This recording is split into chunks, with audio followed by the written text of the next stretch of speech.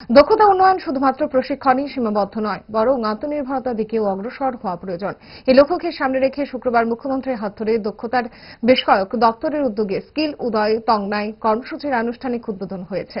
এদিন নরসিংগড়স্থিত Tripura institute of টেকনোলজির অডিটোরিয়ামে তিনি কর্মসূচির উদ্বোধন করেন। মুখ্যমন্ত্রী ডক্টর মানিক সাহা বলেন, স্কিল উদয় টংনাই নামের অর্থ হচ্ছে দক্ষতা বা প্রতিভার বিকাশ, জেগে ওঠা, কোনো কিছুর সূচনা। মুখ্যমন্ত্রী আরো বলেন, সবকিছুর মধ্যে স্কিল ডেভেলপমেন্টের প্রয়োজন রয়েছে। তার জন্য প্রধানমন্ত্রী আলাদাভাবে একটি দপ্তরের সূচনা করেছেন। আগর গাছ থেকে আগরতলার নাম হয়েছে। বর্তমান সময়ে সোনার চেয়েও আগর অনেক বেশি মূল্যবান। রাজ্য সরকারের লক্ষ্য রয়েছে আগর থেকে আগামী দিন 10,000 কোটি টাকা উৎপাদন করেন।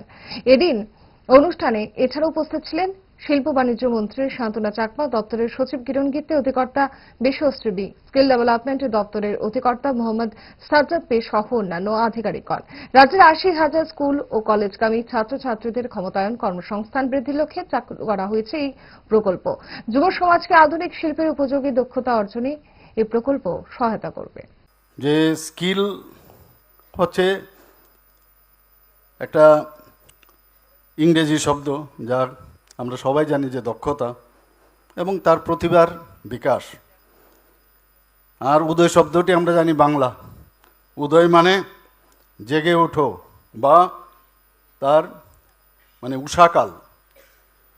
আর ককবরক শব্দ হচ্ছে টংনাই। টংনাই মানে কিছুর সূচনা। কি সুন্দর!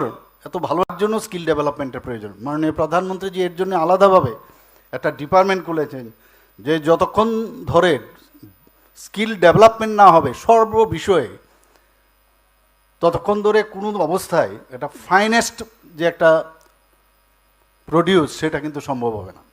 সেই কারণেই আজকে স্কিল ডেভেলপমেন্টের এই কাজটা হচ্ছে। আমাদের এখানে আগর কথা বলছি, আপনারা জানেন যে আগরতলার নাম মাননীয় প্রধানমন্ত্রীজির সাথে আমার প্রথম যখন দেখা হয়েছিল, আমি ওনাকে বলেছিলাম এই কথাটা, যে আগরতলার নাম যা শোনা যায় আগরতলা থেকে। এখানে প্রচুর আগর গাছ ছিল। তো এই আগর গাছ থেকে আজকে আগর থেকে আপনারা জানেন যে যে আগরের যে প্রেসিয়াস, গোল্ডের থেকেও এটা প্রেসিয়াস, এবং মিডল ইস্টে সেটা যাচ্ছে এখন। এটা আগে তার জন্য রেস্ট্রিকশন ছিল যে এত গ্রামই পাঠাতে পারবেন, এখন কেজি যাওয়ার যে পাবন্দি ছিল সেটা এখন তুলে দিয়েছে।